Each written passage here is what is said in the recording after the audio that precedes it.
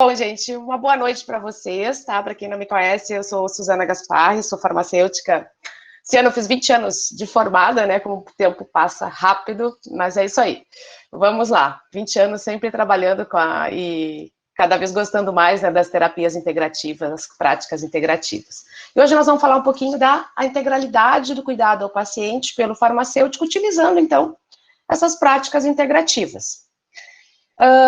Bom, vamos começar do início, né, gente? Eu sei que pode ser para algumas pessoas isso seja um pouco repetitivo, mas para outras não. Então, o que são as PICs, né? As práticas integrativas e complementares. Elas são práticas utilizadas para promoção, proteção e recuperação da saúde, que pressupõe, então, o usuário na sua integralidade. Ela integra o corpo e a mente no tratamento. Tem o objetivo de estimular mecanismos naturais de prevenção de agravos e recuperação da saúde. Atua na saúde física, mental, emocional, espiritual e social. Ela estimula o cuidado de si e o do outro. Caracteriza-se por apresentar dimensões espiritualistas, né, e por preconizarem um modo de vida integrador entre o ser humano e o contato com a natureza. Tem a ênfase na escuta acolhedora, no desenvolvimento do vínculo terapêutico e na integração do ser humano com o meio ambiente e a sociedade. Então, gente, seguindo as diretrizes recomendadas pela Organização Mundial da Saúde desde a década de 70, na Declaração de Alma-Ata, então a OMS ela recomendou desde essa época que os seus Estados-membros utilizassem as práticas integrativas e complementares, né, nos seus sistemas de saúde. Então, o Ministério da Saúde, claro que depois tem muita história aí, é que eu não vou desenvolver todas elas, porque hoje a gente não vai falar exatamente da chegada na Política Nacional de PICs do SUS.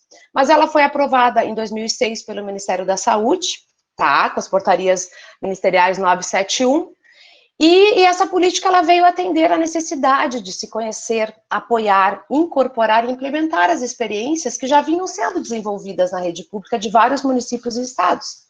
Muitas vezes não eram divulgadas, mas algumas coisas já eram utilizadas. Então, em 2006, as terapias aprovadas foram a homeopatia, a medicina tradicional chinesa, onde ela incorpora aí a acupuntura, práticas corporais chinesas, tai chi chuan, tai chi, douyin e outras terapias, a auriculoterapia, a fitoterapia chinesa, a dietoterapia, plantas medicinais e a fitoterapia. A medicina antroposófica, que ela utiliza os medicamentos, né, para nós farmacêuticos, é a utilização de medicamentos antroposóficos, diluídos e dinamizados como homeopatia. E o termalismo e a crenoterapia, que utiliza as águas termais, né, para os tratamentos de diversas doenças. Então, isso lá em 2006. Ao longo desses anos, alguns estados também desenvolveram a sua política estadual de PICs. Aqui no Rio Grande do Sul, ela foi aprovada em 2013, então ela já acrescentou outras terapias além daquelas de 2006. E a política nacional, então, ela em 2017, ela acrescentou mais 14 PICs, eu já mostro para vocês, tá? E a última atualização aconteceu em 2018, com mais 10 práticas integradas. Então, atualmente, são 29 práticas integrativas que existem, que podem ser ofertadas, né, e implantadas na saúde pública no país. É claro que a gente está falando da saúde pública, mas no meio privado elas já existem também. Então, o acesso a essas práticas integrativas pelo SUS acontece por meio da atenção básica ou em centros especializados, né? Assim como a capacitação também dos profissionais que estão dentro do SUS é de responsabilidade dos municípios, custeados pelo Fundo da Atenção Básica. Então, gente, aqui essa tabela mostra essas 5 práticas de 2006, acupuntura, fitoterapia, homeopatia, antroposofia e termalismo. As 14 que foram incluídas em 2017, então tem arte-terapia, medicina ayurveda, biodança, dança circular, a meditação, musicoterapia, naturopatia, osteopatia, quiropraxia, reflexoterapia, o reiki, a chantala, que é aquela massagem nos bebês, a terapia comunitária integrativa, yoga. E 2018, apiterapia, aromaterapia, a bioenergética, a constelação familiar, a cromoterapia, geoterapia, hipnoterapia, imposição de mãos, ozonoterapia, terapia de florais. Eu coloquei ali abaixo Theta Healing e barras de Access, que são terapias que são as próximas, estão na fila, mas próximas a entrar. Creio que talvez essa questão desse ano, né, a pandemia, muita coisa foi retirado o foco, né, de algumas coisas, dado foco em outras coisas, somente por causa da pandemia, então essas duas terapias, elas estão para entrar. O Theta Healing é uma técnica que atua diretamente na parte do cérebro que guarda memórias e sensações, né? Então, o terapeuta, ele utiliza não sei se chega a ser uma hipnose, mas uma indução ali, quase uma meditação, para então chegar, às vezes, em determinados traumas que a pessoa tem, para identificar onde é que estão esses traumas. As barras de Access eu vou falar um pouquinho mais para vocês, porque como eu trabalho com isso também, atualmente eu complemento o meu tratamento com acupuntura, utilizando também a aplicação de barras de Access, tá? Bom, as PICs e o farmacêutico. O que nós temos hoje regulamentado pelo Conselho Federal de Farmácia?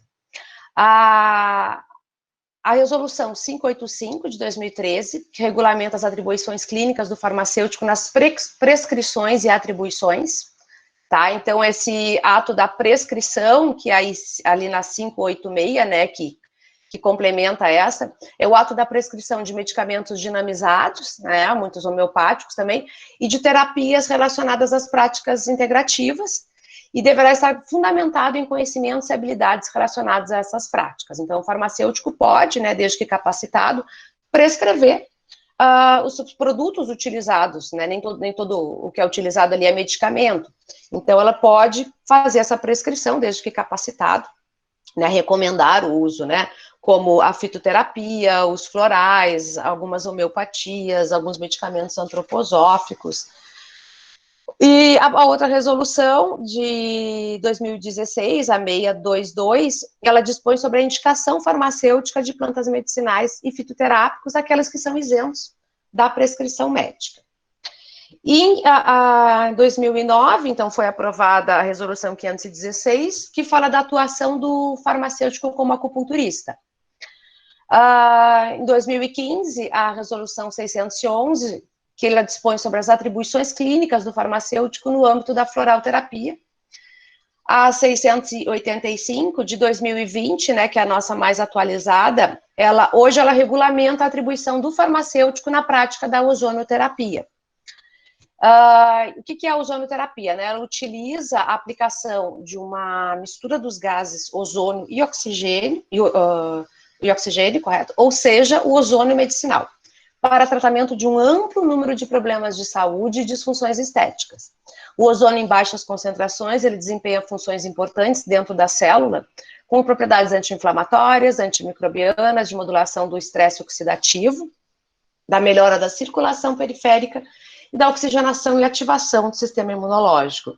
Então, até essa questão da pandemia, ela veio a ressaltar mais ainda, né, e colocarem mais foco nessa terapia. Então, que bom que o Conselho Federal já estava, né, regularizado, já tinha dado aprovação para regulamentar o farmacêutico, e agora, claro que eles vão passar em breve, né, algumas questões de como que o farmacêutico pode se capacitar, né, quantas horas de curso, enfim, como que será essa capacitação. Bom, gente, vamos falar um pouquinho da acupuntura, tá? A acupuntura, ela faz parte da medicina tradicional chinesa, e ela é uma prática milenar, tá? Exercida há mais de 5.000 anos, mais ou menos, tem algumas literaturas que falam em torno de 3.000 a 5.000, mas mais ou menos isso, ela é muito antiga. Ela é originária da medicina tradicional chinesa, então a gente fala na tradicionalidade, né, de uso de aplicações dessa terapia.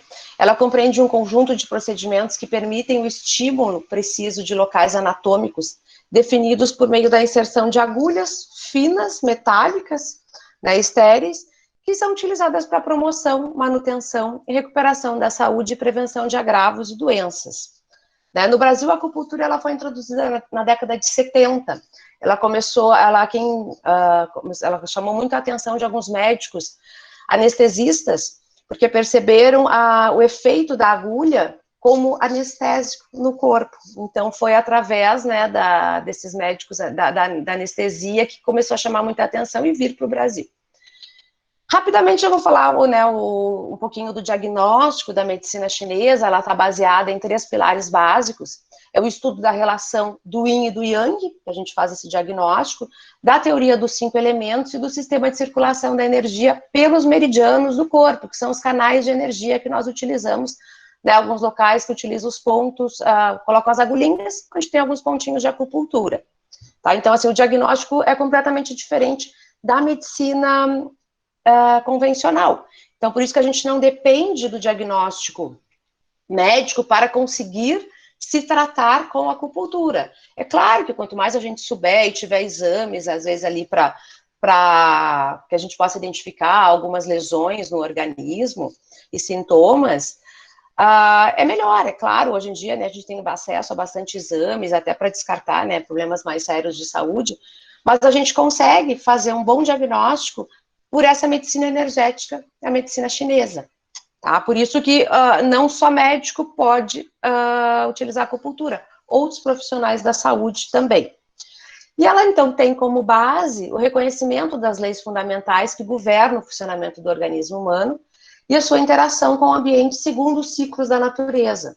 Então, ela procura aplicar essa compreensão tanto ao tratamento das doenças quanto à manutenção da saúde através de diversos métodos, tá?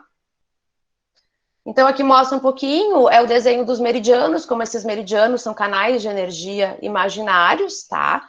Quer dizer, até já se conseguiu comprovar a existência dos meridianos, se não me engano, em 2013, um médico francês, ele fez um teste usando uma substância chamada tecnésio, e onde é uma substância que aparece com uma cor. Então, assim, colocou uma agulha solta no local do corpo, tá, não apareceu nada, né, colocou a pessoa ali acesso a essa substância, e aí depois, no momento que ele começou a encher as pessoas de agulha, começou a perceber que essa substância corria de uma agulha para outra. E aí, então, teve essa comprovação maravilhosa, né, de ter essa visão, de conseguir enxergar esses meridianos que correm no nosso corpo, que são os canais de energia. Na verdade, são os meridianos dos órgãos e vísceras, porque nós temos, por exemplo, o canal de energia do pulmão, do fígado, do intestino grosso, do intestino delgado, do coração, da vesícula, da bexiga, baço pâncreas. Só não tem o meridiano do cérebro, porque o cérebro, para o chinês, a mente é o coração. Porque o que interessa é a nossa mente estar bem, nós estarmos bem, né, ter um bem-estar físico, mental, espiritual, a gente estar se sentindo bem. Então, a gente não trabalha, não existe esse meridiano do cérebro, porque os nossos pensamentos vai depender do nosso bem-estar do coração, tá? Aqui eu mostro um pouquinho o mecanismo de ação da agulha. Então, o que acontece no nosso organismo? Na verdade, a agulha ela faz um estímulo cerebral, porque ela não tem nenhum medicamento ali, né, na sua ponta. Então, quando a gente coloca ela em algum ponto no corpo, ela provoca uma mínima inflamação e vasodilatação local. Isso é a explicação do mecanismo de ação no mundo ocidental, tá? Então, ela induz é como se a gente estivesse machucando ali, colocando como se fosse uma faca, né, um corte, enfim. Então, isso daí gera um estímulo no cérebro que ele induz a chegada de opioides. Tipo, opa, aconteceu alguma coisa. Vamos lá, né? Vamos estimular o sistema imunológico para mandar substâncias opioides lá nesse local. Então, eles, conectando-se aos receptores das terminações nervosas, eles produzem, então, um efeito analgésico local. Por isso, quando a gente trabalha, às vezes, alguns pontos, que é coloca a agulhinha ali em pontos que doem, a gente está chamando os pontos ASH, ele vai provocar ali, né, uma ação de chegada de opioides, como se a pessoa tivesse tomado, por exemplo, um medicamento, né, para ali aliviar a dor, tá? Então acontece aí a liberação desse sistema imunológico, né, através dos macrófagos, neutrófilos, linfócitos, e a liberação de substâncias endógenas, tá? E aí essa liberação da terminação nervosa. A neuromodulação, que nós chamamos, que é a neuromodulação, assim, é básico para o acupunturista, a gente fazer uma neuromodulação, principalmente a primeira vez que a pessoa vai lá, vai consultar, para tratar qualquer tipo de dor, ou emoção, ansiedade, acalmar, a gente faz essa neuromodulação, são alguns pontos específicos, tá? Que já comprovados há muitos anos a ação que elas têm em relação a esse sistema, né, de liberação de opioide endógeno, beta-endorfinas, que desempenham um papel em relação à ansiedade e ao estresse. Então, a gente trabalha, né, essa liberação para a pessoa ficar mais calma. Pontos também utilizados para depressão e melhora da qualidade do sono. Tá? Então, a melhora da saúde mental pela acupuntura real é uma das medidas para o sucesso do tratamento, que explica a melhora em diversos aspectos nos questionários de qualidade de vida. Tá?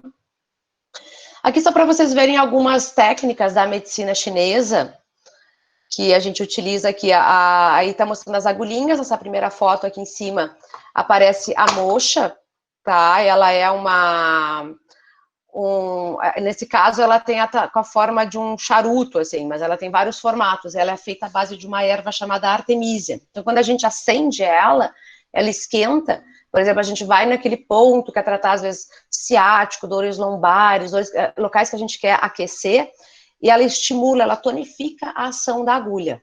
A mesma estimulação que acontece quando a gente utiliza o eletro, que a gente chama eletroacupuntura, também faz uma estimulação de tonificação. E às vezes a gente, quando quer aliviar alguma dor ou diminuição de gordura, a gente faz um estímulo de frequência para sedação, tá? Mas aqui a questão da moxa, ela faz uma tonificação. Existe também essa pastilha à base de quartzo de silício, que ela é utilizada, a gente utiliza alguns pontos de acupuntura, aqui tá mostrando alguns pontos para estética. Eu utilizo muito assim, coloco a agulha nos pontos de dor, e depois a pessoa vai para casa, coloca esse adesivo de stipper. Às vezes eu coloco também a sementinha de mostarda no ponto que dói, que a gente chama fitoacupuntura. Então a pessoa pode ir, a gente deixa bem coladinho ali com o micropóreo, porque é como se ela ficasse agindo e alivia bastante a dor, tá? São algumas técnicas, né, que eu faço, nem todos os acupunturistas utilizam, mas eu sempre prefiro utilizar coisas que a gente consiga acelerar mais o resultado, né, o alívio de determinadas dores. Bom, aqui, gente, aqui algumas recomendações que a OMS recomenda, né, no que a acupuntura pode ser utilizada, então vocês vão ver que é bem amplo aqui os usos, né, o uso da acupuntura, na verdade, a gente pode sempre utilizar. Às vezes, o que pode acontecer, que é raro, assim, mas às vezes pessoas mais idosas, por elas já terem o que a gente chama da deficiência do rim, muito elevada, né, tipo as células estão gastas, demorar mais para responder ao tratamento, tá? Então, utilizados nas lombalgias, ciatalgias, né, cervicalgias, as dores das articulações, epicondilites, fascite plantar, artrite, artrose, hernia de disco, fibromialgia, na ansiedade, insônia, depressão, enxaquecas, cefaleias, distúrbios ginecológicos. Então, imagino que, não sei se a grande maioria que trabalha, né, no meio privado, na saúde pública, ou que já faz algum atendimento no seu consultório farmacêutico, mas olha, aí já tem um monte de coisa que provavelmente a grande maioria dos seus pacientes tem, né, e quem sabe, vocês não podem também fazer um curso de auriculoterapia ou de acupuntura para poder ajudar também o seu paciente, além, né, da clínica farmacêutica. Em doenças dermatológicas, alergias, né, as rinites, sinusites, asmas, distúrbios na circulação sanguínea, sequelas de AVC, paralisia facial, né, a prisão de ventre, gastrite, as vertigens, labirintite, zumbidos, câncer. Eu acho que a questão da pandemia, assim, esse ano, eu tive muitos pacientes tratando zumbidos, né, porque ela a questão do medo, né, a orelha, eu vou mostrar para vocês daqui a pouco aqui, ó, ela é o formato de um bebê, né, de um feto invertido, e ela também é o formato do rim, porque na medicina chinesa, cada órgão se abre em determinada parte do corpo, por exemplo, o fígado nos olhos, o rim nas orelhas, o pulmão no nariz e o coração na boca. Então, ele também trabalha a questão do rim. O rim, ele cuida das emoções de medo e insegurança, né? Então, essa questão de pandemia e algumas questões que as pessoas começam a pensar coisas negativas e aquilo gera um certo pânico. Às vezes até a pessoa assim, já tratou, já passou, mas aí vai desenvolver na pessoa, em cada um, aquela fragilidade onde ela é mais, onde ela teria aquele ponto fraco, né? Cada um desenvolve o seu. E aí, inclusive, eu trabalho também com o cone chinês, aquele cone hindu que a gente utiliza, que a gente queima aqui. Eu associo junto com a auriculoterapia e a acupuntura para ter um resultado mais rápido, né, nessas questões dos zumbidos. Também nas labirintites é utilizado o cone para descongestionar nariz. E é uma técnica bem agradável, assim, uma terapia do fogo, muito bom de fazer no inverno, assim, dá uma sensação muito gostosa. Mas a gente faz no verão também. Então, é uma técnica da acupuntura, auriculoterapia, está também desenvolvida em civilizações antigas, né? Há alguns escritos aí que dizem que as mulheres no egípcio, elas utilizavam pontos para não ovularem, né? Alguns pontos na orelha, como se fosse um anticoncepcional, né? Então, ela também consiste numa estimulação de pontos específicos, só que no pavilhão auricular. A gente utiliza também algumas agulhinhas, pode ser utilizado, mas aí depois a gente tira. E existe a agulhinha semipermanente, que a gente pode deixar por alguns dias, só que a primeira vez não é aconselhado, porque dói muito, ele fica muito dolorido no pontinho da orelha. E o que a gente mais utiliza são as esferas de sementes, de ouro, de prata, de metal. Então, é conforme o que a gente quer estimular, a gente utiliza um determinado material, tá? E é isso aí, então é um estímulo, ela também faz esse estímulo no tronco cerebral e para que produza também as substâncias endógenas, né, que vai equilibrar as funções do órgão estimulado, aliviar as dores, tá? Levando a um equilíbrio e harmonia do corpo, tá? Promovendo uma estabilidade interna do organismo. Então aqui, nessa primeira fotinha aqui mostra a questão dos órgãos na orelha, né, alguma localização dos órgãos. Essa daqui é uma foto, um gráfico. Existem vários gráficos de aurículo, porque existe a auriculoterapia francesa e a chinesa, tá? Eu trabalho com a chinesa. Às vezes a francesa, ela muda alguns locais, os pontos dos órgãos, tá? E aqui mostra também mais uma exploração da orelha na questão dos micromeridianos. Como a gente tem esses meridianos dos órgãos no corpo, eles também conseguiram hoje, né, desenvolver e descobrir os meridianos na orelha. Então, por exemplo, se a gente sabe aqui, o meridiano de determinado órgão, poderia colocar ali uma agulhinha, ao invés de colocar no corpo, né, colocar na orelha, ou colocar um pontinho ali de semente e tal, aonde a pessoa pode ir para casa e estimular esse ponto, para ir tratando. Aqui é uma sugestão, tá, que se eu já peguei de um site, que foi no início da pandemia, eles estavam já divulgando uma combinação de pontos para o sistema imunológico, tá, são pontos que a gente utiliza, que o triângulo cibernético, que a gente usa o sistema nervoso central, o sistema nervoso simpático e o rim, aí fígado, baço, pâncreas, pulmão, né, e o pontinho de triplo aquecedor, que é aqui no interno da concha, tá? Então, aqui são uma sugestão de alguns pontos que dá para utilizar em seus pacientes, tá? Aqui uma outra sugestão de pontos no equilíbrio, na manutenção da saúde mental do paciente, tá? E aqui ele utiliza, além daqueles que no anterior, ele utiliza o ponto do hipotálamo, né, que equilibra o comportamento emocional descompensado, e os pontos de ansiedade 1 e 2. Ansiedade 1 é na frente, ansiedade 2 é atrás. Porque a nossa orelha, essa parte de trás, ela tem bastante pontos, é que a gente não utiliza muito. Mas é como se fosse um espelho, né? A gente tem o pontinho 1 na frente, ansiedade 1, e bem atrás seria o ansiedade 2. E aí, para outras coisas também, a parte da coluna, a gente utiliza o dorso, né, da orelha, também dá para a gente explorar bastante. E aqui também outros pontos, né, nos casos do aparecimento de alguns sintomas acometido pelo vírus. Aqui é um específico para a pandemia, tá? Se faz aqui uma sangria no ápice da orelha, né, para redução de febre alta, faringite, dores de garganta, que a gente liberando, assim, fazendo sair 3 gotinhas de sangue, a gente libera também processos inflamatórios, tá? Eu utilizo bastante essa questão da sangria, porque a gente tem bem no ápice da orelha também, a gente tem o triângulo da enxaqueca. Então, alivia bastante pontos de enxaqueca, diminui a pressão alta, quando a pessoa está com a pressão muito alta. Dores no pescoço também, eu utilizo. A gente faz uma sangria ali naquela parte que está doendo mais, aquele lado do pescoço, para aliviar, tá? Utiliza aqui os pontos, no caso, pontos de nariz, laringe, pulmão, para ir aliviando esses sintomas. Bom, gente, o que eu pensei em falar para vocês, né? tentar falar algumas práticas para vocês utilizarem aqui nos sintomas, né? O que mais vem desencadeando, né? Que todo mundo, a grande maioria dos sintomas que nós também temos, né? E alguns pacientes têm de uma forma mais exacerbada, que às vezes podem levar a pânicos e tal. Então, a questão ali, assim, por exemplo, a ansiedade, a gente pode tratar a partir da acupuntura, aurículo, né? O que é a ansiedade? Uma emoção comum a todos nós, né? Que está presente no nosso dia a dia, mas é que nem sempre sabemos como lidar. A gente vai tentando, a gente toma um floral, né? Toma uma homeopatia, faz uma meditação, é que nem sempre todo mundo consegue fazer isso. Às vezes, eu coloco uma meditação quando eu estou fazendo meu café da manhã, vai ali, vou ouvindo, né? Ouvindo mantra, ouvindo várias coisas, às vezes nem sempre dá para a gente parar, né? Mas eu acho que é importante a gente tentar dar o foco nisso.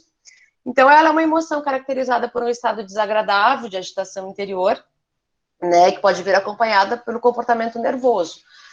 E até levar a uma sensação de morte iminente quando a gente está falando mais em síndrome de pânico mesmo da ansiedade. E hoje em dia tem pessoas muito jovens, né, que estão com esses sintomas e aí tomando muita medicação sintética, antidepressivo, ansiolítico, né? Vamos ajudar, vamos contribuir com essas pessoas para que elas não fiquem dependentes químicas desses medicamentos, né? Eu acho que em algum momento, às vezes, se faz necessário, né, tomar, mas eu acho que a gente pode, como profissional da saúde, tentar ajudar essa pessoa a buscar outras técnicas, porque não existe a caixinha da paz do espírito, né? Nós sabemos disso. Se existisse, ninguém teria nenhum sintoma. Se um ansiolítico resolvesse para sempre a ansiedade das pessoas, né, as pessoas não iam precisar sempre estar trocando medicamento, enfim, e a gente ficando menos dependente, né, desse tipo de medicação, a gente consegue expandir mais a nossa mente, evoluir para outras coisas também, gerar mais paz interior e expansão de consciência, né. Então, aqui alguns sintomas, né, da questão dessa ansiedade exacerbada, palpitações, dor no peito, isso acontece muito quando a pessoa tem uma crise de pânico, as tonturas, fraquezas, é aí que muita gente vê com essa questão também do zumbido, tá? E aqui dor no peito, formigamento, palpitações, aí isso daí gera o quê? Como sintomas psíquicos, a insônia, a irritação, a tensão, a inquietação, a perda de concentração, né, porque aí ela não consegue fazer, às vezes, as suas coisas do dia a dia, como ela gostaria de fazer, pode ter uma falta de atenção, cometer um erro, e aí às vezes a coisa só piora, tá? Na medicina chinesa, ela vê também alguns sintomas de ansiedade, eles chamam como uma mente perturbada, aquela pessoa que está muito agitada, muita inquietação, né, a dificuldade para dormir. Ela chama o Shen, que é o coração, né, que lida com os nossos sentimentos, né? Por isso que o que importa na medicina chinesa é o que a gente está sentindo, é como que a gente está, né? Que é como a gente está, que é o que vai fazer refletir a forma da gente pensar. E vice-versa também, né? Se a gente começa a pensar coisas negativas, em Axis a gente aprende muito que a nossa mente às vezes nos auto-sabota. A gente começa a pensar algumas coisas, isso não vai dar certo, isso não sei o que, dá foco em coisas negativas, dá foco na doença, ao invés de dar foco na saúde. Começa a pensar, e isso vai gerando medo, vai baixando a imunidade, né? E vai gerando, daqui a pouco a pessoa está pensando um monte de coisa ruim, e aí não fica bem, né? Ou pensar que a tal pessoa pensa isso, ficar focando em julgamentos, em críticas, fofoca, né? Enfim, umas coisas assim que é como que a nossa mente nos auto-sabota, e realmente, né? Às vezes, quem aqui nunca viveu num ambiente onde tem fofocas, né? Às vezes no ambiente de trabalho, aquilo fica tendo uma energia negativa e às vezes a pessoa acaba adoecendo, né? Dela conviver nesse meio que não lhe faz bem, não faz bem para ninguém, né? Nem muito menos para o fofoqueiro. Bom, então assim, o coração ele tem na medicina ocidental, o coração ele tem a função de circulação do sangue pelo organismo e na medicina chinesa ele é responsável pelas nossas funções psicológicas, pelo sono, pela circulação vascular periférica. Então, nós usamos pontos, né, dos meridianos do coração e pericárdio, que é o acoplado dele, para tratar a ansiedade. Né, aí os problemas com insônia, se acorda muito de madrugada, tem o calor interno, que a gente chama o calor exacerbado. E uma mente perturbada por estresse torna a pessoa como? Infeliz, deprimida, ansiosa, instável, porque ela não consegue dar foco nas suas coisas, né? Isso daí ela afeta o fluxo do Qi, que o Qi na medicina chinesa é a energia vital, tá? E enfraquece a essência de vida, que vai enfraquecendo esse meridiano do rim. E essa pessoa jovem, hoje em dia, começa a ter cada vez mais pessoas jovens estão tendo esses problemas de labirintite, de tonturas, de zumbidos no ouvido, porque às vezes é tudo um histórico de emoções não trabalhadas, né, emoções que geram perturbações, e às vezes é o fato só de um estresse, a pessoa não trata aquele estresse, ela não não realiza uma prática onde vai trazer, onde ela possa acalmar a sua mente. Os pontos que a gente utiliza, por exemplo, para o coração, para a ansiedade, na medicina chinesa, são todos pontos que a gente utiliza para acalmar a mente. E é isso que a pessoa precisa fazer, né? Técnicas, ela também tem que se ajudar, não adianta só ficar, agora eu estou tomando ansiolítico, antidepressivo, tá tudo bem. Os primeiros meses pode até ajudar, mas ela vai ver que depois a medicação, o organismo se acostuma e ela precisa buscar dela, né? A paz está dentro dela. A felicidade não está na caixinha do medicamento, ela pode tomar, é claro, mas ela tem que depois começar a desmamar para conseguir achar a sua essência de vida, né? A sua paz interior. Então, essas emoções, né, negativas podem causar doenças, os estímulos mentais que perturbam essa alma corpórea que cuida do pulmão, do meridiano do coração, a alma etérea, o fígado e a mente, né, que é o coração. Então, às vezes a pessoa depois começa, anos depois tem um problema hepático, tem um problema de pele, começa a vir alergia, um problema pulmonar. E às vezes vem dessas emoções não curadas, né, não tratadas, que depois afeta o órgão, que é o que a gente fala na medicina chinesa. E aí mostrando, né, que cada emoção tem um efeito peculiar na circulação da energia. A raiva prejudica o fígado, a tristeza contra-ataca a raiva, a alegria prejudica o coração, alegria excesso, o medo contra-ataca a alegria, o estado de ficar pensativo prejudica o baço, né, porque o baço ele trata esse meridiano do baço e estômago, são as nossas preocupações, mas trabalha as nossas reflexões. A raiva contra-ataca o estado de ficar pensativo. Às vezes a gente tem que refletir, aí vem a raiva e a irritação, e aí extrapola tudo, né? A aflição prejudica o pulmão, a alegria contra-ataca a aflição, o medo prejudica o rim, e o estado de ficar pensativo contra-ataca o medo. Isso a gente, né, analisa pela teoria dos 5 elementos, para ver realmente esses sintomas.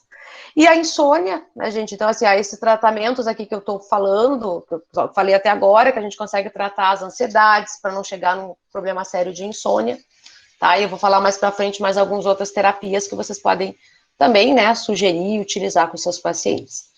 E a gente sabe que a insônia, ela leva o paciente, né, com as queixas diurnas de fadiga, porque a pessoa não dormiu bem, sonolência diurna, quer dizer, isso é perigoso, essa pessoa tem que dirigir, né, tem que utilizar, às vezes trabalha, né, utilizando, manuseando alguma máquina, a própria atenção mesmo, déficit de atenção, na concentração e na memória, na disfunção social, profissional e acadêmica, tá? Gerando irritabilidade, propensão a esses erros e acidentes, né, dor de cabeça, sintomas gastrointestinais. E aí, mais complicações, né, que ao longo dos anos não tratadas, quando vê a pessoa tem que tomar um monte de medicamento, aí ou é perda de peso, ou é o excesso de peso, é hipertensão, sistema imunológico enfraquecido, risco de desenvolver problemas cardíacos, risco de desenvolver diabetes.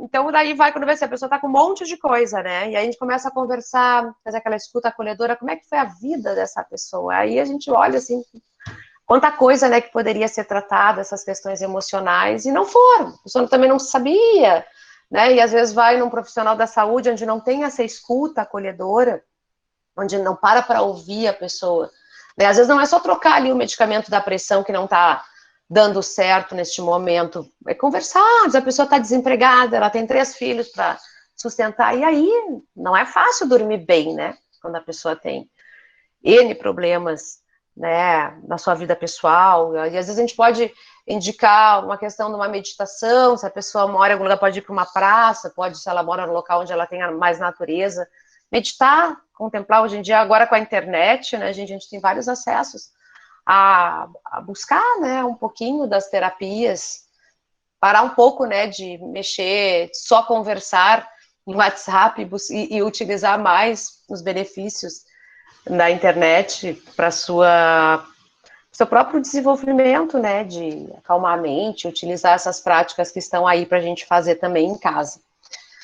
Bom, a meditação, né? Então, é tentar ajudar a pessoa a trocar medicação pela meditação, tá? Que é uma prática de harmonização dos estados mentais e da consciência, né? Presente em inúmeras culturas e tradições. Ela também é entendida como estado de samadhi, né? Que eles chamam, né, no budismo, que é a dissolução da identificação com o ego e total aprofundamento dos sentidos, né? Esse estado de êxtase. Tem uma origem muito antiga, né, remontando às tradições orientais, especialmente no yoga. Mas o termo também se refere a práticas adotadas por alguns caminhos espirituais ou religiões, como o budismo e o cristianismo. Tá? Então, a partir do século XX, ela começou a ser inserida no mundo ocidental, né, na vida dos países industrializados, e ela tornou-se possível, né, em parte, em função de um processo de desmistificação da técnica, né, de não ser só uma questão religiosa, para se tornar uma estratégia comportamental para a promoção do bem-estar. A gente começa a conversar com as pessoas que fazem meditação, a gente percebe, isso ajuda no dia a dia, nos ajuda a como saber lidar com as dificuldades do dia a dia. Quem às vezes tem mais dificuldade pode começar, de repente, a fazer uma aula de yoga, procurar na sua cidade, quem trabalha na área de saúde pública, onde é que pode ter, né, orientar a pessoa que faça, porque o yoga depois também tem a parte da meditação, então tudo isso vai acabar ajudando a pessoa vai conhecendo a técnica, vai percebendo os benefícios da técnica, né, da meditação, que geralmente quem faz as aulas de yoga também, elas introduzem um pouco da meditação no final. Tá? Então, desenvolvimento de novas formas de monitoramento da atividade cerebral, como o eletroencefalograma, ressonância magnética na imagem funcional e na tomografia, possibilitou a observação não inclusiva da meditação, né, nos sujeitos que praticam a meditação.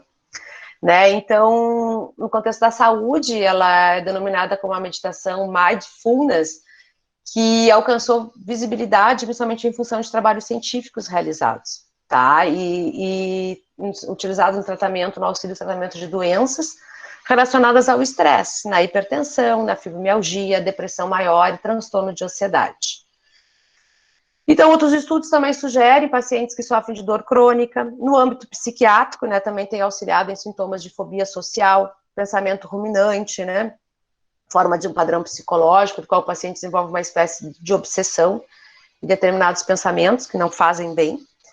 Então, essa prática, ela tem específico foco na respiração, né, tentar acalmar a respiração, aquela respiração do bebezinho, né, quem aí tem filhos ou tem sobrinhos, enfim, quem já viu um bebezinho respirar, né, a respiração dele é aqui, né, na barriguinha, a gente vai desaprendendo a respirar, né, de uma forma que a gente vai fazendo essa respiração mais para cima, onde traz mais ansiedade, angústia, né, aperto no peito. Mas eles ali como a gente é bebezinho, a gente está cru ainda, a gente não tem essas ansiedades ainda adquiridas. Então, esse foco de atenção, né, com gentileza, sem autocrítica e com atitude de curiosidade. É claro, eu estou falando isso, mas não é uma coisa assim, é super fácil. Mas é assim, gente, a gente começa pelo início, coloca uma meditação guiada, no momento no meio da meditação, claro que a gente vai lembrar alguma coisa que faltou na lista do supermercado, que faltou isso, que não sei o que, enfim, a mente da gente vai longe em várias coisas, né? Mas é isso aí. Então, o praticante deve observar o movimento de respiração, né, a partir da entrada de ar pelas narinas, expansão do diafragma, a entrada do ar. Agora, né, o pessoal na quarentena, muita gente começou a meditar. Vamos ver o lado bom de algumas coisas, né? Olha, ajudou tanta gente que não tinha tempo, que começaram a desenvolver, né, e colocar ali em casa e aprender a desenvolver essa técnica, né? As pessoas, muita gente que eu conheço, nossa, como elas adoraram esse benefício dessa prática, tá? Então, gente, é tentar permanecer no aqui e no agora, né? No momento presente, consciente dos estímulos externos, né? Como sons, a luminosidade, né? E esse permitir estar no momento presente, sem cultivar expectativas futuras ou dar ênfase a lembranças passadas. É tentar, pelo menos em algum momento, nem que seja uma meditação de 5, 10 minutos, realizar esse relaxamento psicofisiológico. Às vezes pode começar fazendo uma meditação guiada, um relaxamento guiado, já ajuda a gente a acalmar a mente, né, pode fazer antes de deitar, recomendar. Se vocês estiverem em algum lugar onde possam proporcionar, tá? O yoga e meditação estão dentro, né, dessas PICs do SUS, então quem trabalha na área da saúde pública, que possa ter um espaço, porque não precisa de muitos materiais, né, que possam, então, talvez, implantar, né, dentro do seu município e buscar, porque a gente tem essa parte científica, né, no caso da política nacional, a gente tem como apoio, tá dentro da política, e isso é maravilhoso. Né, a nossa política nacional de PICs no Brasil é uma referência mundial. Em Brasília, é uma referência no Brasil, de práticas, de trabalhos que eles fazem lá, é maravilhoso, assim, o que eles utilizam de práticas integrativas. Então, gente, aqui mostra, então, a associação da prática, né, da meditação, né, e a prevenção e tratamento de diversas doenças, o aumento da qualidade de vida, do estado de saúde, né, percebeu-se redução em níveis prejudiciais de estresse. Então, a meditação ela pode ser recomendada como uma terapia complementar a pessoas e pacientes de todas as idades. Algumas escolas em São Paulo, eles estavam fazendo as meditações com crianças, muito legal, assim, que já eram crianças mais calmas também, né, menos hiperativas. Aqui só mostrando alguns estudos, foi um médico, o Dr. César, do Hospital Conceição, que ele foi fazer uma palestra sobre meditação no fórum da nossa comissão de PICs do Conselho Regional de Farmácia. Então, ele deixou esse material lá publicado. Eu peguei algumas coisinhas aqui para mostrar para vocês, que é muito interessante esses que ele mostrou. A questão do benefício na diminuição da ansiedade, aqui, ó, na depressão, raiva e fadiga, tá? Na escalas aqui de perfil de estados de humor, na produção redução da produção de cortisol, né? No aumento da imunorreatividade. Aqui, ó, envolvendo alterações neurais de curta e longa duração, o efeito da prática de meditação aqui no cortisol e no sono, na redução, né, meditação e transtornos do humor. E a conclusão dos estudos, né, sobre prece, meditação e práticas espirituais. Então, o que acontece no cérebro, né, influencia as áreas cerebrais relacionadas com atenção, emoção, consciência, percepção, funções executivas. Melhora, então, a relação entre... O cérebro é o coração. O coração é responsável pelas emoções do cérebro, sabe? Sabedoria, né? E eles Oi, tudo bem? Quem tá com o microfone ligado, por favor, desligar. Qualidade. Tudo bem? Vamos lá, então. Pode continuar. Aí, então, é melhor, então, a relação entre a amígdala cerebral, né, o córtex cingulado, o córtex pré-frontal, aumentando a dopamina. Olha aí, às vezes a pessoa já começa a poder diminuir um pouco o uso de medicamentos, né? Melhora no reconhecimento, né, do desapegado das emoções, aumenta a capacidade de redirecionar a atenção, aumenta a massa cinzenta, né, em áreas do sistema límbico, em áreas corticais, né, diminuição também da atrofia senil cortical. E aqui a conclusão desses estudos sobre a prece, a meditação, o processo que vai além do relaxamento físico e mental, sendo capaz de modificar, então, a cognição, a emoção, a biologia, o comportamento, estrutura e funcionamento cerebral, tá? Aumentando o significado existencial que percebeu-se nesses estudos, aumenta a paz e a espiritualidade, tá? Um potencial terapêutico também. Peraí, deixa eu ver. Aqui, deixa eu mostrar aqui para vocês, ó, um desenho onde como que a cabeça, né, o cérebro fica após a meditação, né? O cérebro com atividade normal e após a atividade da meditação. Mais para frente eu vou mostrar para vocês que ele é bem similar também ao que acontece após uma sessão de barras de Axis, que eles falam muito que é a pessoa que recebe a sessão de barras é como se ela tivesse recebido uma massagem ou tenha feito 2 horas de meditação. Então, claro, por isso que se assemelha muito, né, essa questão da atividade cerebral, porque é como se ela tivesse recebido feito uma meditação. Para quem tem preguiça de fazer meditação, pode, quem sabe, fazer uma sessão de barras, né? Fica a dica aí, ó, gente. Ou faz os dois, né? Tá tudo bem. O dia que não faz meditação, faz as barras. Enfim. Aqui eu vou falar rapidamente da fitoterapia e plantas medicinais, né? Que essa daí tá desde 2006, né? Mas da política de PICs. Mas a gente sabe que é um tratamento de muitos ao longo, né? De muitas civilizações aí, onde numa época antes da Segunda Guerra Mundial, né? De ter antibióticos e tal, era só o que tinha, né? Para se usar, né? A exploração da fitoterapia, das plantas medicinais. que maravilha, né, que a gente teve, e muitas plantas, alimentos, aí vocês veem na sua foto, são mostradas justamente assim, parece que era essas propriedades curativas das plantas, né, sendo meramente intuitivos, como é que os homens buscavam pelo formato da planta com a similaridade do órgão, né, vocês veem aqui o tomate, ó, o coraçãozinho, ó, o cérebro, né, as nozes, a gente sabe, né, e o benefício, né, que esses sais minerais, essas substâncias que existem nesses alimentos fazem bem para esses órgãos também, né, então nada é à toa, né, a natureza está aí para nos servir.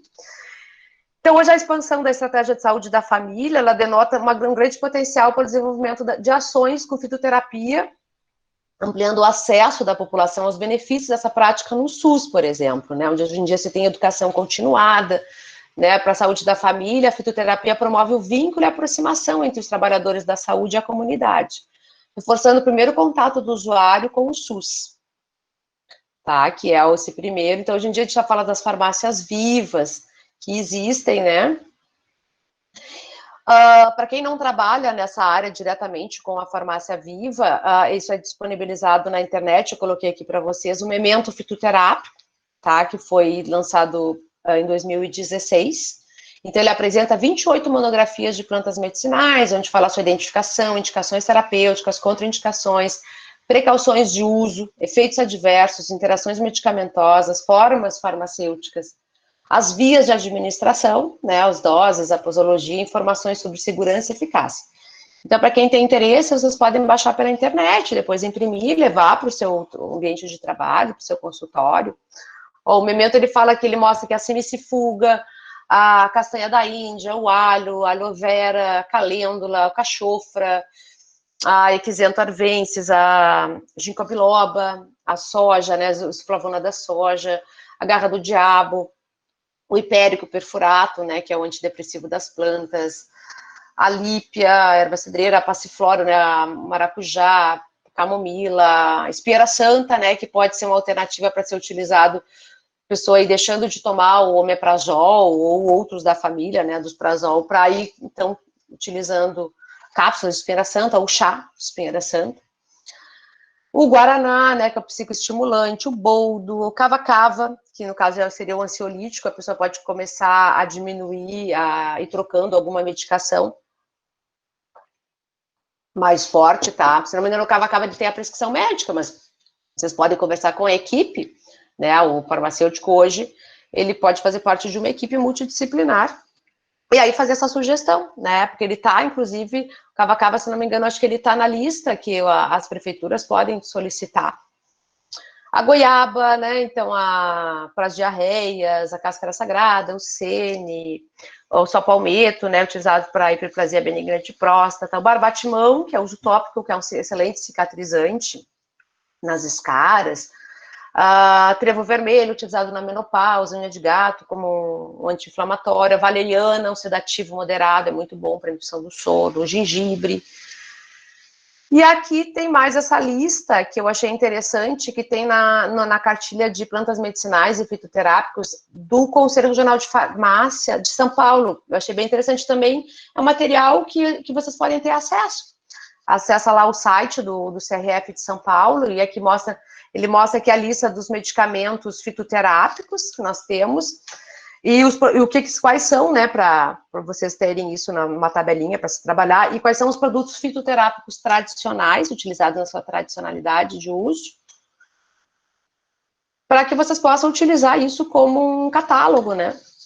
Eu vou falar aqui mais rapidinho da cromoterapia, tá, gente, que é utilizada uma ciência que a gente utiliza a cor para restabelecer o equilíbrio e a harmonia do corpo, da mente e das emoções, tá? Eu utilizo a luzinha da cromoterapia no lóbulo da orelha, que a orelha, vocês lembrem que no desenhozinho é um feto invertido, então o lóbulo, essa parte de baixo aqui, é a nossa cabecinha, e é ali que a gente trabalha os pontos de ansiedade, de neurastenia, para estresse, então a gente colocar uma luzinha azul ali por 2 a 3 minutos, já trabalha bastante contra a ansiedade.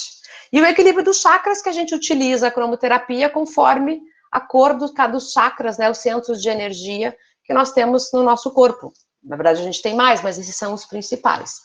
Tá bom, gente? Então, aqui tem o verde, que é um estimulante do crescimento. Também o verde claro, mais relaxante, né, mas sem ser depressivo. Utilizado também em ambientes hospitalares. O azul, que é a cor mais curativa, porque a gente usa a parte de ansiedade, relaxa o corpo, regula o desenvolvimento harmonioso do tecido, diminui a pressão arterial, reduz, então, a ansiedade, eliminador. Aqui, de novo, o azul turquesa, né, como ação reanimadora, refrescante, tranquiliza o sistema nervoso. O amarelo promociona a sensação de afastamento, estimula o sistema nervoso. Usado também em hepatite, doenças do baço. Às vezes pode usar no próprio ambiente também, tá? Aqui que eu mostrei uma foto para vocês da cromo aurículo, tá? Deixar essa luzinha ali. Às vezes, quando a pessoa deita na maca, eu vou colocando as agulhinhas e já deixo um pouquinho a luz ali, que é uma caneta, né, de cromoterapia que tem, fácil de utilizar. Às vezes a gente coloca aqui no chakra, a cor verde, né, no chakra cardíaco, que é o verde da verdade, então a pessoa está com muita angústia, ou aqui sentindo alguma bola no chakra laríngeo, pode ser utilizada ali, fica um pouquinho, a pessoa pode estar em casa. Eu comecei a utilizar comigo e depois que eu fui levar para o consultório, comecei a perceber, às vezes usar aqui na tendinite, sabe, usar as cores aqui, comecei a perceber, às vezes eu não precisava nem botar agulha, já percebi ali o alívio, e aí a gente começa a utilizar, né, não existe muitos cursos na área de cromoterapia, mas eu acho que a gente pode se virar e procurar aí coisas, né, livros para ler, enfim. O laranja, que é a cor da alegria, antidepressivo e benéfico, né, ele é utilizado no chakra do aparelho reprodutor também. O vermelho, né, que seria a cor do chakra básico, revitalizadora do sangue, dos tecidos, sistema esquelético do corpo, estimula o sistema nervoso, estimula emoções e auxilia na recuperação de cansaço e enfraquecimento geral. A violeta, que é a cor, né, do nosso chakra coronário, que compõe-se do relaxante azul, e do estimulante vermelho, sendo essa cor do equilíbrio, da consciência e da estabilidade, tá? E a cor, o branco, né, ele representa a pureza na sua forma extrema, sem efeito emocional, e o preto é uma cor neutra. Falar um pouquinho do Reiki, aqui, tá? Que é uma terapia, pelo menos o Reiki que eu fiz a formação, foi o Reiki do Mikao Usui, tá? Que era um budista japonês. Ele, então, nascido em 1865, no início, ele teve início no século XX, onde em 1922 ele foi fazer um daqueles retiros, né, espirituais do budismo, onde ele ficou 21 dias no Monte Kurama, e ali ele teve, então, essa visualização de uma série de símbolos, e percebeu uma força e energia no topo da sua cabeça, que irradiava e saía pelas suas mãos, que a gente utiliza as mãos, né, que é uma técnica de imposição de mãos. Então, ele, depois de ter recebido, então, esses símbolos, que são 4, com disciplina e prática, ele começou a desenvolver essa metodologia, essa nova terapêutica, e aí ele começou a passar isso para os seus discípulos, para os seus alunos, né, onde uma delas, que foi aluna de um discípulo dele, a senhora Takata, que ela foi para o Havaí, onde ela tinha, então, seus familiares lá, e dali que ela começou a passar essas técnicas do Reiki. E aí começou, né, a desenvolver e compartilhou o Reiki por muitos anos no Havaí. Em 73 ela passou a lecionar nos últimos 7 anos, né, antes dela morrer, nos Estados Unidos, Canadá, Brasil e Europa. E aí, depois ela ter morrido em 80, ela iniciou 22 mestres de Reiki credenciados, né, e aí isso aí se espalhou pelo mundo, né, os benefícios do Reiki, onde ele trabalha, então, esse equilíbrio dos chakras. A palavra Reiki quer dizer o rei é a energia do universo, tá? A energia curadora, cósmica, de fonte inesgotável. É a energia, né, que tudo sustenta e interpenetra em todo o organismo. E o Ki, que é a energia vital, é o Reiki, é o mesmo Ti que a gente usa na medicina chinesa, é essa mesma energia vital do Ki, só que é do Reiki, tá? Que é essa energia que a gente faz a gente estar vivo, né? Que a gente faz tudo ter uma vida, né? As plantas, os animais, nós. Então, quando a gente acontece a aplicação do Reiki, ocorre uma sintonia de uma frequência energética de alta vibração, que contribui com a elevação da frequência vibracional, reestruturando, então, seus padrões energéticos, que têm uma relação direta com o sistema glandular endócrino, tá? Favorecendo, então, o equilíbrio físico, emocional, mental e espiritual. E, às vezes, quando a pessoa está fazendo acupuntura, está ali paradinho na maca, se a pessoa quiser, a gente já pode fazer um Reiki ali também de equilíbrio, então a gente já consegue trabalhar juntos.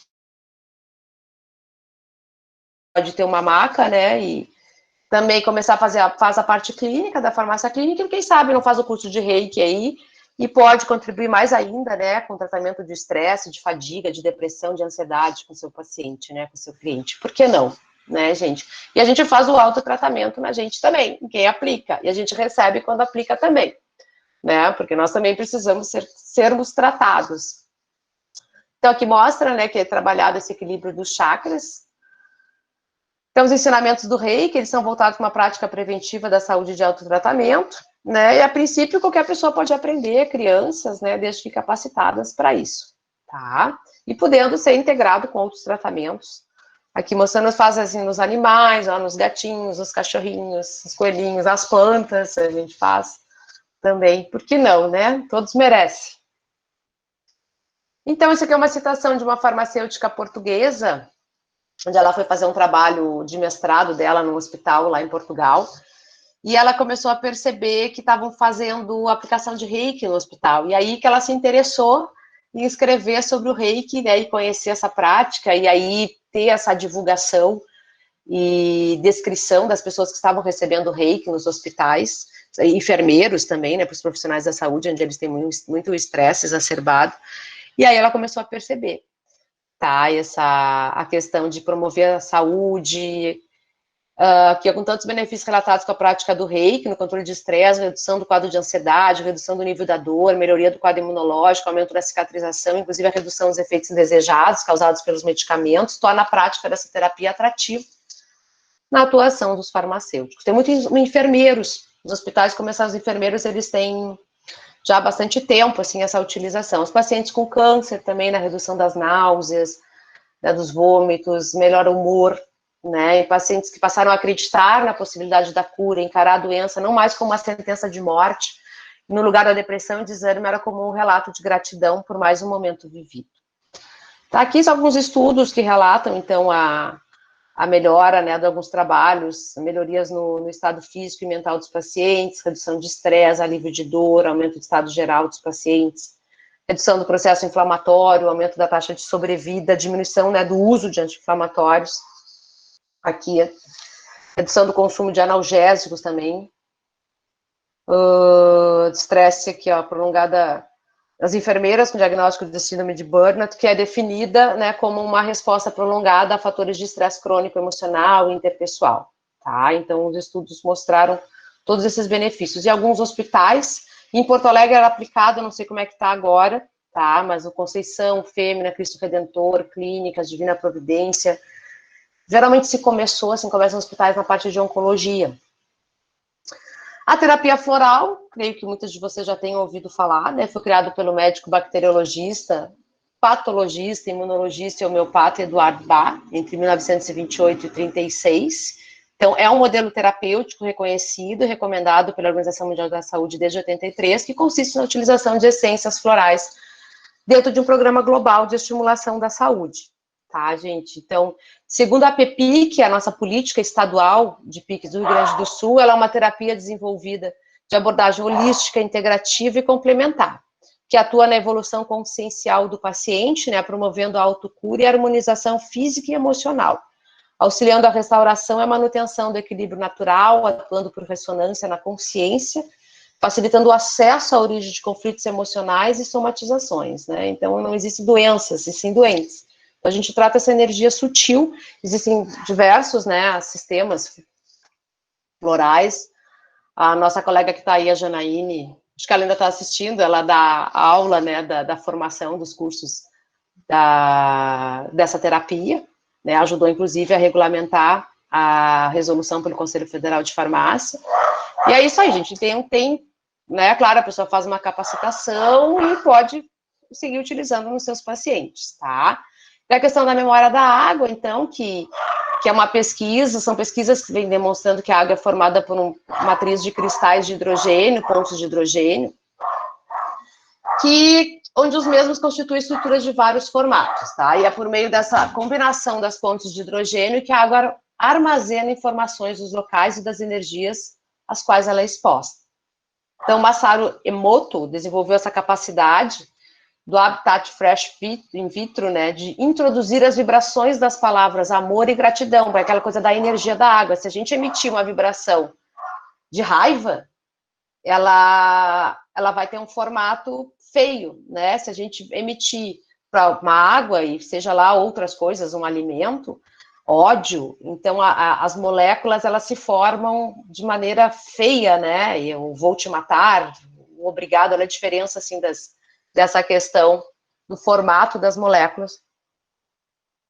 Então ela guarda a memória, né? Então não só a água como os alimentos, né? Imagina fazer um alimento ali com raiva. E aqui alguns estudos que eu tirei dos trabalhos da Jana, que ela mostra em algumas palestras dela e cursos, né? Alguns estudos utilizados nos pensamentos indesejados, né? Os pensamentos negativos, aqui indivíduos ansiosos, tem bastante coisa já. A homeopatia, que talvez muitos de vocês já conheçam, né? Estudaram um pouco na faculdade, que ela, então, é um método prático, fundamentado, que aumenta o nível de saúde do organismo. Ela utiliza, então, os medicamentos diluídos e dinamizados, reconhecido pelo Conselho Federal de Farmácia desde 1980.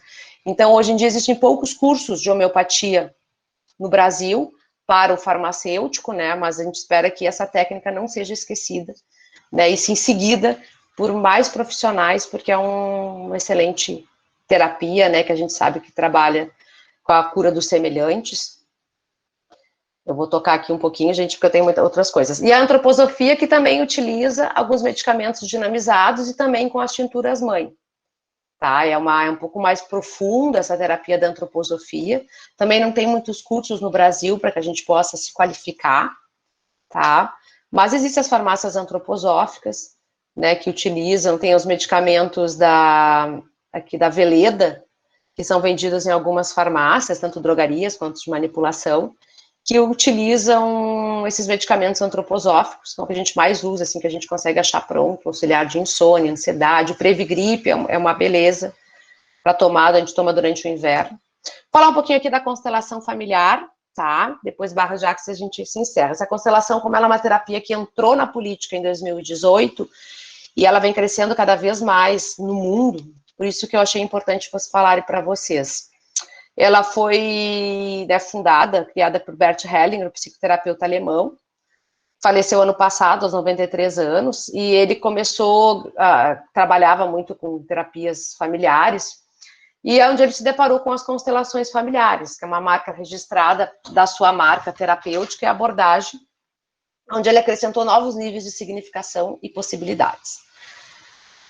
Iniciado em 1978. Então, essa psicoterapia é para ajudar os membros da família a restaurar o equilíbrio com as chamadas constelações familiares. É um método que pode ser aperfeiçoado e ampliado para galvanizar as energias dos envolvidos em prol de um sentimento maior de bem-estar.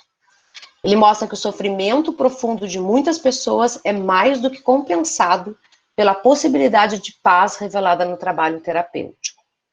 Muita coisa, né, gente? Mas é isso aí, são os conceitos aqui, eu não sou consteladora, eu já constelei, mas eu tive que passar um pouquinho do conceito. Então, é uma ciência das relações humanas que estuda o impacto e a vinculação do indivíduo ao seu sistema familiar. A constelação acontece quando busca um profissional habilitado para juntos olharem sobre um tema que lhe traz dor, sofrimento, sintomas, padrões, perdas, situações do passado que influenciam em nossa vida hoje, nas relações, nos impede de crescer, de sermos pessoas melhores, até de prosperidade no trabalho. Pode-se tratar questões físicas, relacionais, emocionais e empresariais, tá? É uma prática que pode ser entendida como uma terapia breve, né, que não requer repetidas sessões, né? Às vezes faz uma sessão, pode fazer uma sessão individual ou em grupo, tá? E aí a pessoa vai percebendo o que você tem que trabalhar, o constelador vai percebendo aquilo que precisa ser trabalhado naquele sistema familiar. E ela começou muito na justiça. Então, hoje utiliza muito nas varas familiares, onde complementa, né, e ajuda os trabalhos dos juízes também, tá? Quer dizer, um meio bem cético, então você não tem nada a ver com religião nenhuma. Individual, acontece quando o constelador e o cliente, que pode ser online, né, ou presencial, né, com o auxílio de âncoras, utiliza alguns bonequinhos para fazer representação dali dos seus familiares, do que se quer trabalhar, tá? E na observação das dinâmicas e emoções que vão surgindo sobre o tema constelado, o tema que a pessoa levou para o constelador. E em grupo, né, que acontece um atendimento em grupo, onde o cliente se encontra na companhia de outras pessoas e do constelador. As pessoas participam representando papéis do sistema do cliente, referente à questão trazida. Então, através das informações obtidas pelo posicionamento dos representantes e das dinâmicas retratadas, o facilitador apresenta o cliente na compreensão dos movimentos de solução. Por exemplo, os representantes são aquilo que a gente quer trabalhar, vai ter teu pai, vai ter tua mãe, vai ter a pessoa que está ali constelando, a gente vai ficar assim, a pessoa fica se enxergando. Alguém representa ela, alguém representa seu pai, sua mãe, seu marido, enfim, quem faz parte ali daquele sistema que ela quer, então, realizar a constelação. E aí vai sendo guiado pelo constelador. Tá? Existem médicos, advogados, vários profissionais, terapeutas, que têm psicólogos, que têm essa formação, tá? Então, destina-se a todas as pessoas que queiram trabalhar suas relações familiares e amorosas. Problemas de saúde, perdas, né, ou luto, ou comportamentos destrutivos, interessa aos terapeutas, advogados, médicos. Então, trabalha questões de saúde, questões de relacionamento com pai, mãe, casamentos, enfim. É um método que ocorre em um grupo sob a orientação de uma pessoa, serve para descobrir os antecedentes de fracasso, doença, desorientação, dependência ou algo semelhante. Então, dizem que, onde eu trabalho, a dona lá da clínica, ela é uma advogada, e ela é consteladora, então diz que a gente acessa o campo morfogenético, como se fosse uma nuvem, onde nesse campo morfogenético tem as informações dos nossos ancestrais, né, e é porque a gente herda algumas emoções deles também. Não é só o que está no DNA, o que está no sangue, a gente herda emoções negativas, às vezes a gente não sabe por que não dá certo determinada coisa, porque tem uma infertilidade, e é uma tataravó lá que tinha raiva do marido e não gostava de engravidar, e a gente agora, e aí essa tataraneta está carregando hoje uma questão, um bloqueio uterino. E aí vai, diversos exemplos, tá? E aí o constelador, então, às vezes a pessoa diz, mas como que ele está representando exatamente aquela pessoa, nossa, tá tendo, nem me conhece, tá agindo que nem o meu pai, a pessoa que está representando ali. É o que eles chamam do neurônio espelho, né, que tem toda uma explicação da física quântica aí, tá, gente? Então, pode ser nas famílias, casais, crianças, doenças, profissão, negócios, se faz a constelação organizacional, né? Então, muitas vezes são as crenças e convicções que adotamos de nossos pais que nos mantêm presos, né? No passado, essas crenças podem ser criadas no subconsciente e hoje obstruem o nosso caminho. Você tá com a vida empacada, não consegue isso, não consegue terminar o curso, não consegue fazer, sabe, várias coisas na vida, vários problemas, isso vai gerando problemas, que a gente não faz a energia girar, né? E vem, então, essas nossas crenças, vêm à luz e podem, então, ser questionadas e libertadas, né? Então, o sucesso dos negócios e na profissão vem com a bênção da mãe. Às vezes a pessoa não tem prosperidade, não consegue, às vezes nunca ficar no trabalho, ser feliz no trabalho, às vezes tem uma questão familiar ali com a mãe, que é a mãe que dá a bênção para a prosperidade. Aqui algumas frases do Bert Hellinger, ele escreveu vários livros, né? Não podemos trabalhar com ninguém que se apresenta como vítima, né? Os consteladores odeiam as vítimas. Ai, que eu sou coitadinha de mim. Olha o que aconteceu comigo, o fulano fez isso para mim, o fulano não sei o quê. Nós somos 100% responsáveis, né, por tudo que a gente gera, que a gente atrai pra gente, né, e, enfim, e se trabalha muito isso, o empoderamento também.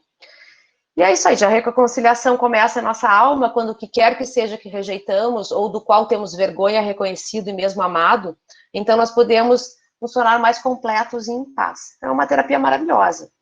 Sabe, eu conheço, tenho assim, pacientes que fizeram anos lá, toda semana, 2, 3 anos de psicólogo, faz 2, 3 constelações, resolveu o problema. Sabe? Quer dizer, nossa, que maravilha, né? Foi direto ao ponto, né? Foi lá, mexeu no campo morfogenético. Às vezes as pessoas, assim, familiares que não falam há anos, voltam a procurar, digo, opa, como assim, né? Então, os sofrimentos familiares são como elos de uma corrente que se repetem de geração em geração, aquela repetição de padrões, né? Até que um descendente tome consciência e transforme a maldição em bênção. Olha que legal, né?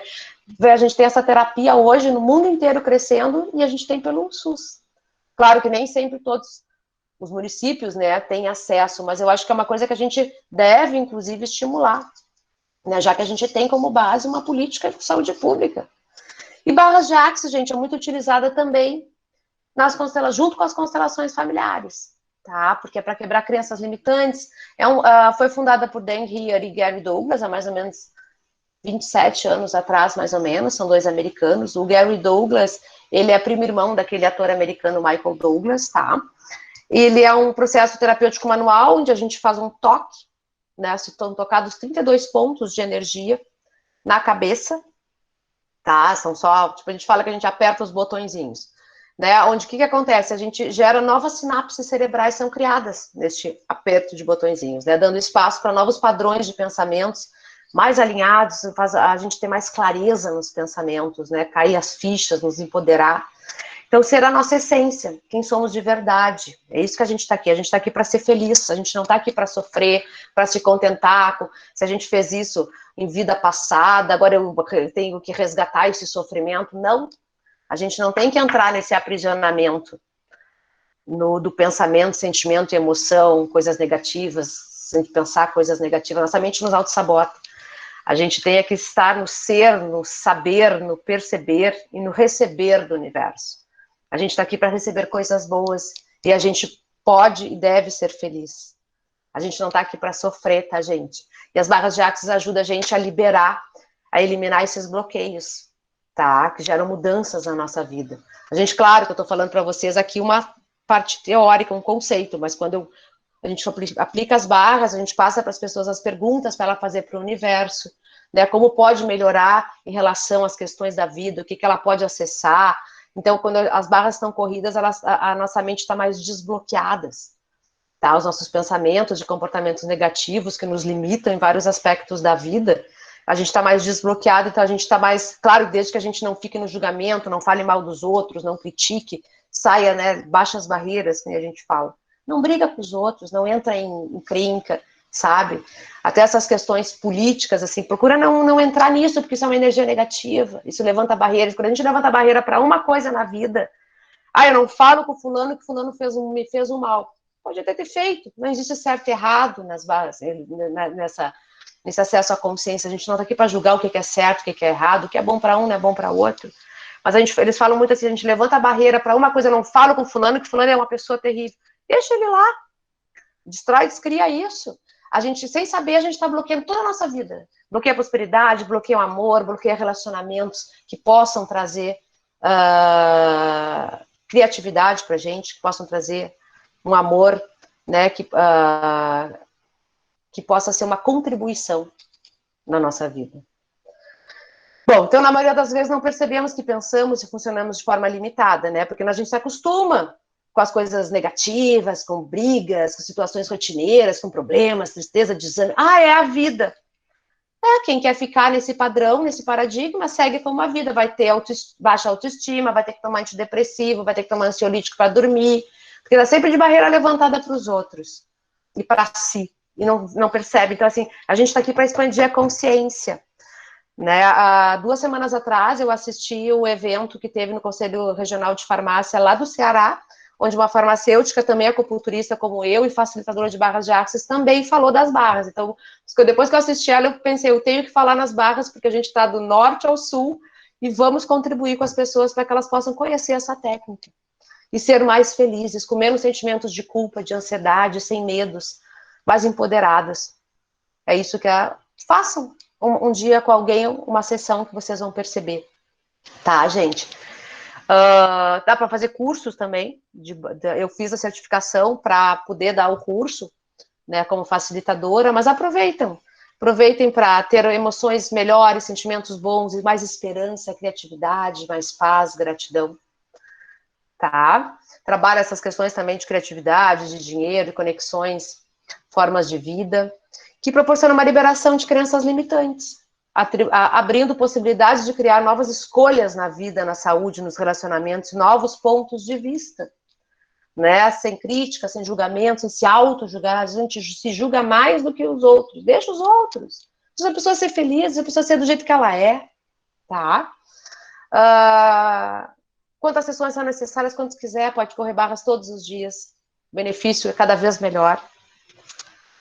Ela amplia os sentimentos de satisfação, motivação, alegria, melhora a qualidade do sono, diminui os pensamentos agitados, promovendo paz interior, elimina padrões de comportamentos negativos, reduz tensões físicas, emocionais e mentais, melhora a disposição e concentração mental, melhorando o relaxamento.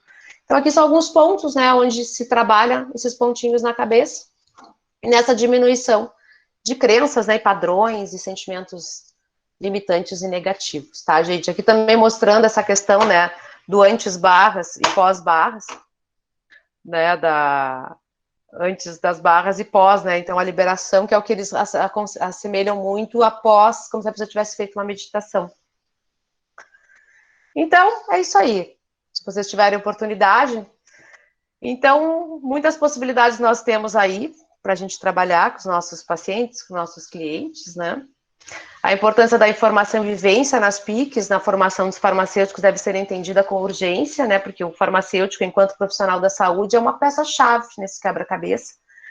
Inclusive, não só como uma fonte de informação, mas como uma fonte de informação sobre as PICs, como elas podem influenciar nos tratamentos da medicina ocidental, né? A prática é integrativa e complementar também, mas também enquanto profissional que pode ofertar alguma dessas práticas para o seu paciente, para a sua família e para si. Né? A gente também se autotrata.